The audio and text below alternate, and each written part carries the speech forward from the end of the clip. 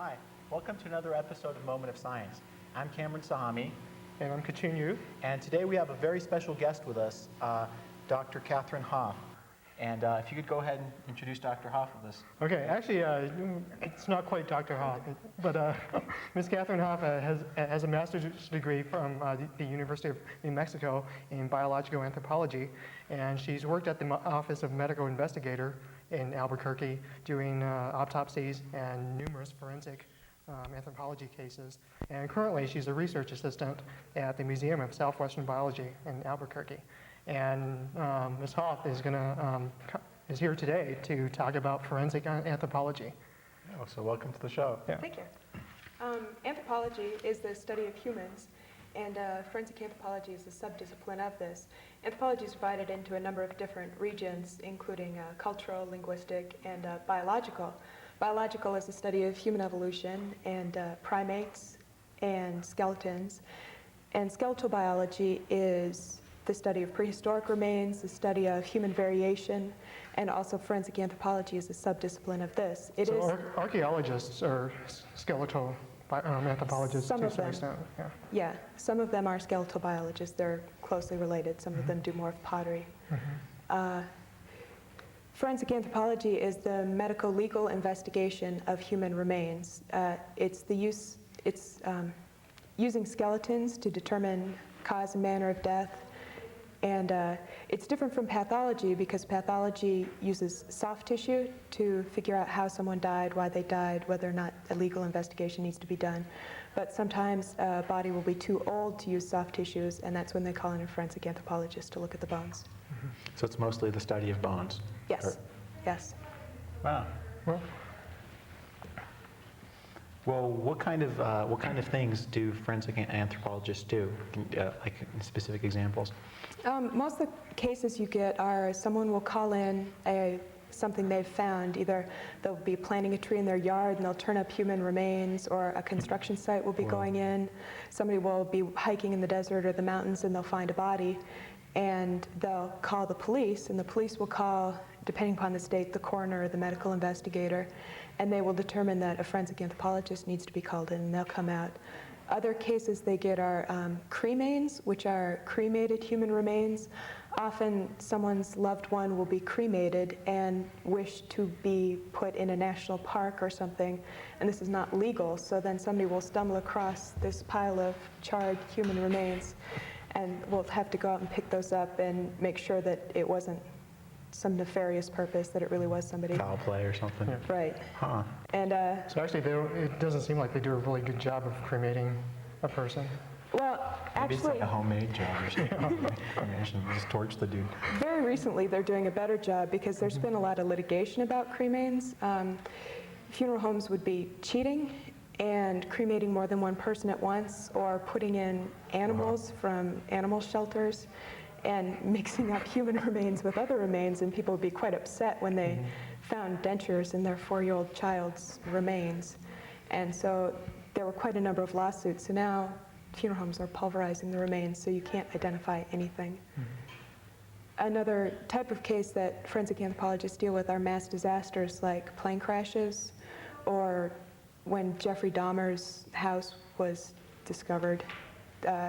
Forensic anthropologists were called in to try and tell apart the remains and piece together people so they could be given back to the loved ones. That seems quite difficult. I mean, if you have a bunch of body parts from let's say a plane crash such as TWA 800, and you literally have hundreds of bodies. And as I understand, the bodies do get ripped apart some, and so you do have pieces almost Yes. everywhere. You have quite a lot of pieces, and it's very rare that you can put together an entire body, but frequently you can find pieces of jewelry, or you can find dental records, so at least the teeth can go back, and you can certainly tell male from female and age and height to an extent, and try and piece together as much of an individual as you can to get back to the families. Wow, so could you show us how you could tell the difference between, say, a male and a female just from skeletal remains? Yes, actually I can. We have here a photograph, and let me take this down, Yeah, it'll we be can easier. just go ahead and pick that up. Okay, this is a photograph of a skull. This is a male skull, and you can tell it's male. It has a very square chin, and it has large brow ridges, and it's very rugged looking. The muscle markings are very rugged. You can see it better on this profile shot. Can you hold that up? Okay. Sure, I can. You can see the muscles here, the temporal muscles. These are your chewing muscles, and muscle markings down here on the the mastoid sinus, sorry, are very rugged. And I have here a model. I don't know if you can get a shot of this. This is Yeah, let's see if we can get in close on this one. maybe it'd be helpful. If you can see, there's a very pointed chin and very sharp, small brow ridges and a more rounded forehead. And you also have the mastoids here are very small, very delicate. So this is a female. This is a female. The pointy jaw and Yeah, the pointy rounded- chin and the rounded forehead, and just altogether a lighter skull. Even though you and I are a similar size, you could tell I was female and you were male because I have a smaller chin, I have a rounder forehead, and my muscle markings are much lighter than yours would be, even if I were a female bodybuilder and you were a male bodybuilder. Really? It would be very noticeable that you were far more rugged than I was. Now, is this method of telling males and females apart just by looking at the skull 100% foolproof? Not really, not at all. A lot of people can be very masculine or very feminine. If you think about just looking around in society, people walking around, there's people who you see on the streets who are kind of gender neutral. You can't really tell by looking. The way you really want to do it, the way that's far more foolproof, is to look at the pelvis, because there's a structural reason why the pelvis is the hip bones. Females bear children, and so they have a wider pelvis, and males are smaller, they can run faster. It's an evolutionary trade-off. A small pelvis has more locomotor efficiency, but you can't get a large-brained infant through a pelvis the size of a male's pelvis. So a female's pelvis is always wider, and that is more or less foolproof. But overall, it seems like there are just a bunch of little traits that you sort of add up and yeah. compare to get If the you full had a whole picture. skeleton, or even a whole skull, I would generally be confident. It's good, pretty much Yeah. get it down. Yeah. Wow. So what types of things have you worked on? I think you were talking earlier and you mentioned some pretty interesting cases that you've seen. I've seen a lot of different kinds of cases. One of the cases I worked on, there was some kind of a organized crime dealing where we got a call and they said that someone had been poured in cement in a barrel and left out in the desert. So they went and picked up this 50-gallon drum full of cement and brought it in, stood there with jackhammers and hammered open the cement, and gradually people noticed the smell, and the sheriff kind of backed out, and the media kind of backed out, and everybody left. But as soon as they got the body open, he'd been tucked up in kind of a fetal position, and as soon as they got the cement out from behind him, he just sat up. And so it was really kind of a creepy case. What causes Wow. that? I mean, is that gas in the body? Well, this was just the muscles could relax. It could move into a more natural position after it had been forced into this position. So it was the weight of the cement that was sort of compressing Yeah. the body. In burn cases, you'll get something, it's called the pugilistic pose, because it looks like they're fighting. All the muscles will flex up from the heat. And so you get an inexperienced person, the first time you see it, it might look like they were trying to defend themselves or curling up against the heat, but really it's just after death, the heat will contract the body. And That brings up an interesting point, because it seems like, depending on the circumstance, a body that you might find out somewhere will be in, maybe strange poses or postures. And so that might require, very careful excavation of the body. Yes, that is very important, and it's something that's commonly overlooked in law enforcement in places where there's not such a good rapport between the medical investigator and the forensic anthropologist. The position of the body and the artifacts around the body are terribly important to determine, A, if it's a modern case or an ancient case. And an ancient case just needs to be reburied, but a modern case needs to be checked out to make sure it's not a homicide, and to make sure the family knows where the deceased is. And you could miss things like buttons, you could miss things like coins. Bullets are tremendously important, and those are commonly lost. And small hand bones are commonly indicative of defensive wounds, because when somebody's coming at you with a knife, you'll go like this, and you'll frequently get cuts on these bones. But they're very small and they're easy to lose, and teeth are one of the most important things for positive identification, and those are easy to overlook, so it's very important for someone to go out and look at the remains themselves and dig them out. So if, let's say a person watching this finds A body in the backyard. what should they do? They should not touch it whatsoever. Don't touch it and call the police. Okay. Just don't touch And it. hopefully the police will be smart enough not to touch it until they Right. get someone qualified. That's probably to- good advice for a lot of things. Don't touch it and call the cops. Yes. So actually, I understand you have some slides that illustrate some of the main principal Well, points in yeah, because there are several steps in identifying a body. The first step we discussed briefly is sex, how to identify the sex of the individual. The second is age, and up until about 25, you can use bone fusion. Bone will grow at plates on between the shaft of the bone, the long part of the bone, and the joint of the bone, and these fuse at different times in a growing person's life. And the last ones in your clavicle fuse somewhere in your 20s. And your teeth can be used up until about your wisdom teeth. And then you need to move on to other less precise methods, just general wear and tear on the skeleton. Another thing you can look at is height, and I do have a slide for that. So height as a proxy for age? Height or- for finding someone. You need to know if they're a short person or a tall person, so you know which medical or which missing persons records to look for. Although I will point out a caution. Men, it has been found, someone I know did a study where they looked at driver's license heights, and men will consistently lie by about 2 inches on their height. Wow. Women lie about 10 pounds, but Okay. that's not so much for forensic anthropology. So you have to be careful, but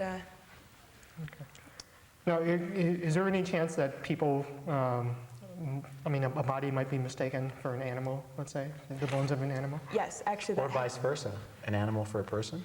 That's very common. I have one small bone. My dog actually brought this to me. He ran into the bushes, came out with this hanging out of his mouth. This looks for all the world like a human foot bone until you turn it over. And on this side, this articular end is a bear. It has this extra ridge, which a human bone would not have. So it's the bone off a bear? It's a bone off a bear foot. Basically, this bone in a foot for a bear. And all of bears' feet and their hands look tremendously like humans. And during hunting season especially, someone's dog will run out and come out with this human foot, and people will panic and call the police. And it's better to call the police and have it turn out to not be Yeah, Sure. yeah. than to leave a human body out there. But it does happen. And another important part of identification, and it's very controversial, so I'll explain the controversy a little, is ancestry, what's commonly been called race. But since that's such a loaded word and has been so misused over history, they tend to use the term ancestry. And you can, in a very general way, determine if somebody was Caucasian or of African ancestry or of Native American ancestry. And there's a lot of different ways. The width of the nose is one way. And little things you might not think about, like Caucasians tend to have, you can see it on this, just a little indentation on the side of their jawbone, which other races won't have. Especially Asian people have certain characters of their teeth. no functional purpose. They just tend to be there, and so you can use those. But when someone says this is the race of the deceased, it's not a hard and fast rule. Most people are mixed, and it's just trying to get a picture so that someone can come forth and say, oh, I think I know that person. And so it's just, that's what it's generally used for. Okay. Well, do you have some, do you have some slides? Do we have the that you slides ready? Yeah. Yeah, let's go ahead and see if we can kill the lights in here. And get going with the first slide. Overheads? Oh, Dave, overheads? Behind. Right behind you, Dave, the overheads. Great. This is a slide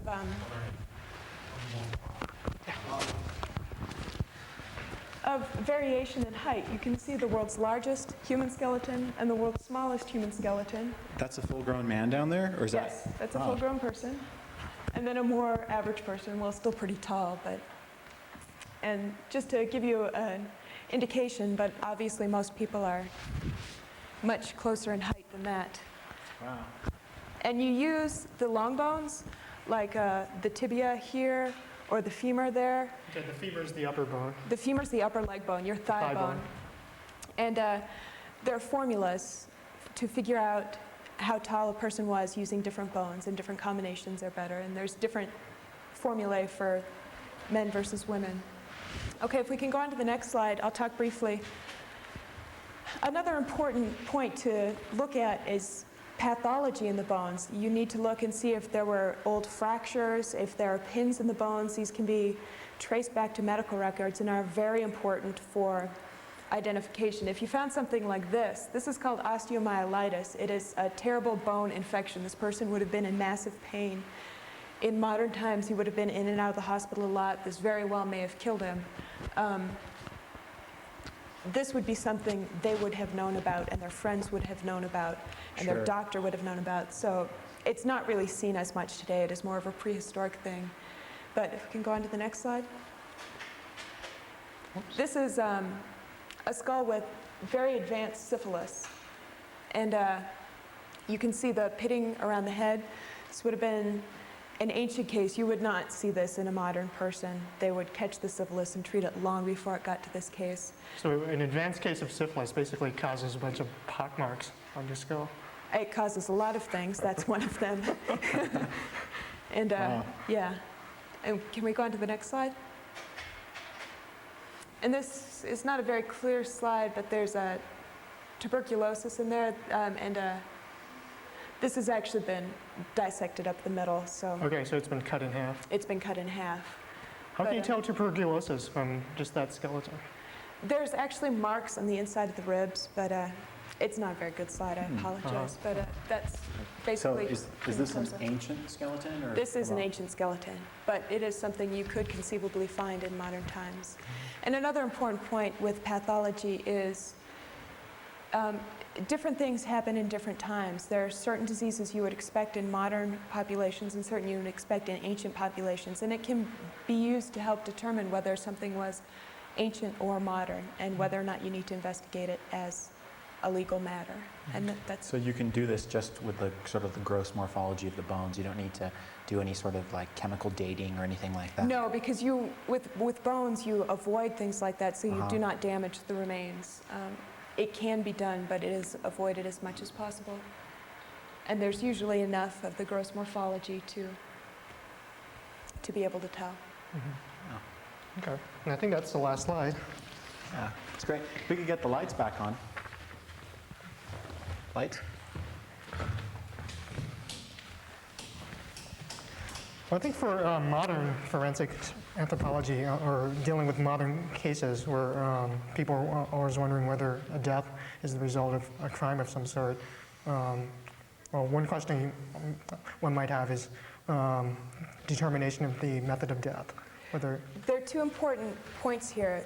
It's called cause and manner of death. There are four manners of death. There's homicide, there's suicide, there's accident, and there's natural causes. And then the causes of death can be varied. You know, that's where you say gunshot wound to the head, or stab wounds, or choking, or whatever it was. And not everything that shows up in a normal pathological investigation will show up in forensic anthropology. but things like bullet wounds will, and stab wounds may or may not. If they hit a bone, they'll certainly show up. And blunt force trauma, if somebody's beaten to death, you can see that. And there are ways of telling if a wound was before the person died, you'll see signs of healing. And if it's around the time they died, you'll see things called green stick fractures. The bones will break differently and they'll respond to damage differently than old dried out bones were. You can't tell if that's right before death or right after death, but you can tell it's about that time. And then you can tell post-mortem trauma, which would be things like rodents will gnaw on bones, carnivores will eat bones, things can get crushed or moved around. Actually, bones can be moved around by animals too, right? Yes, I have spent many hours digging through pack rat middens out on the desert searching for teeth because they'll frequently drag off pieces of body. Hey, if we could roll our call-in CG, if you have any calls for our guest today on Moment of Science, please feel free to call the number at the bottom of the screen. And, well, actually, I think I'd like to bring up one interesting. Yes, this was an interesting case for St. Patrick's Day. Someone I know was called in. A mummy was found in a cave, a Native American mummy, and it had a skull that looked very similar to this. This is a cast. And it was a suspicion of many people that it was something like a leprechaun was one of the suggestions, but some kind of a dwarf or a leprechaun. And a forensic anthropologist was called in, and he said, no, this is an anencephalic infant. This is a baby, a newborn, whose brain case did not develop. Their neural tube never closed, and so it was dead as a fetus. And nobody believed him. They still believe it's a leprechaun, but really it is an anencephalic yeah, so this infant. was mentioned on the show Sightings, which is a program that both Kachun and I watch all the time. Yeah, so this is the Great North American Leprechaun. Okay, and I think we have a caller too. Yeah, if we could go ahead and pipe that call into the studio, please. Hello, caller. Yeah, I had a question. I was wondering, when you're looking through these remains, for example, at an airplane crash or something, is it common for the remains to have been tampered with? For example, the teeth being stolen from the crash site or anything like that? It can happen, and it depends upon how quickly investigators get there, how isolated it is. But it is common for things to be stolen, more likely luggage and watches and so forth. But things do get stolen, and things can get moved around, especially the press will come in and walk around, and bodies will be moved. And that can be very important for determining the cause of the crash. If you have in certain places bodies which are burned or torn apart or something, that would be indicative of different regions of the crash. So yes, it does happen. Okay, thank you. Okay. Oh, well, thanks, caller. Thanks a lot.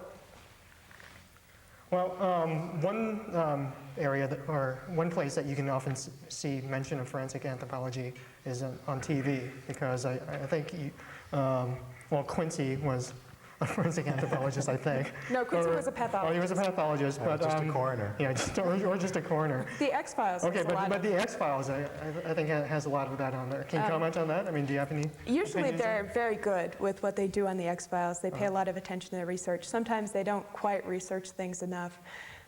The episode I think of most often is the Chaco Chicken episode, where the townspeople were eating people to stay young, and Scully went and found all these bones in the river, and she laid them out remarkably quickly. That would have taken days and days and days, but not on TV. And she announced that based on the polishing of certain long bones, that they had been boiled in a pot and were eaten. And this was based on some research done on the Anasazi, which said that they periodically practiced cannibalism.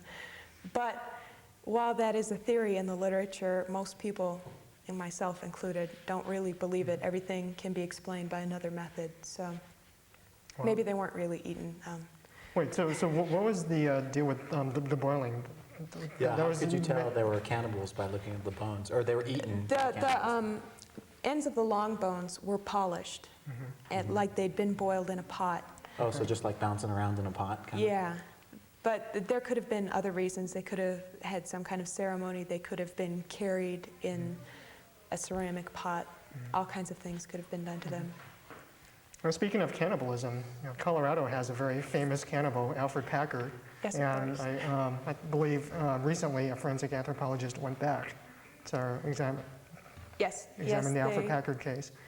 exhumed the bodies to settle once and for all whether or not they were dead and eaten or killed and eaten. And I believe there were hatchet marks in the head, which would definitely suggest killed and eaten. Wow, Wow.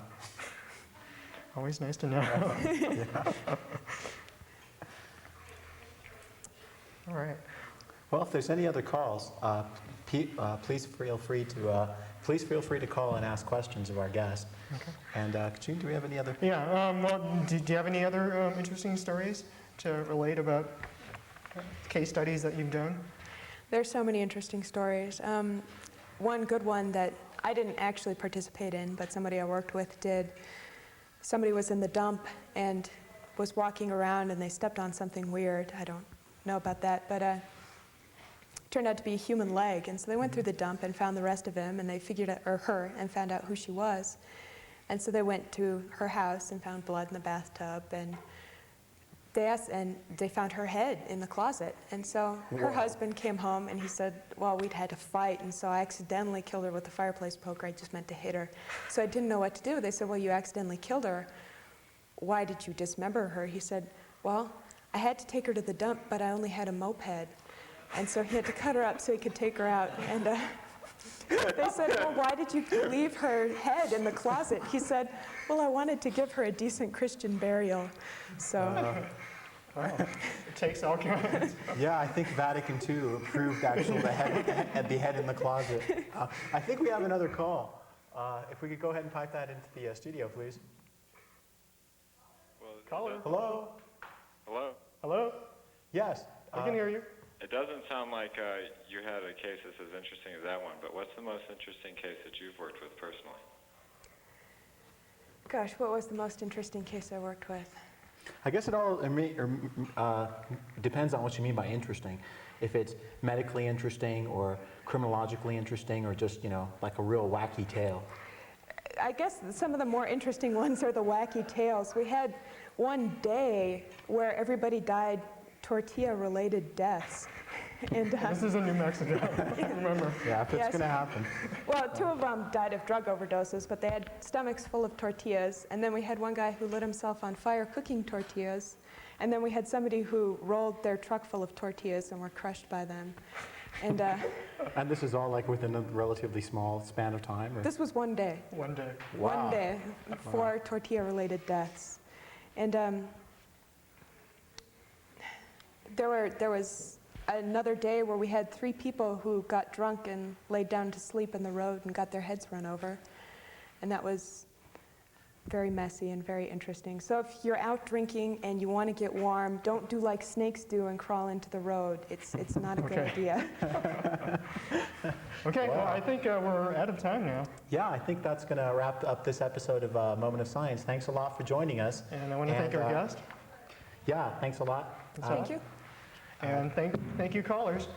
Yeah, and we'll see you next week. Thanks a lot. Bye. Bye-bye.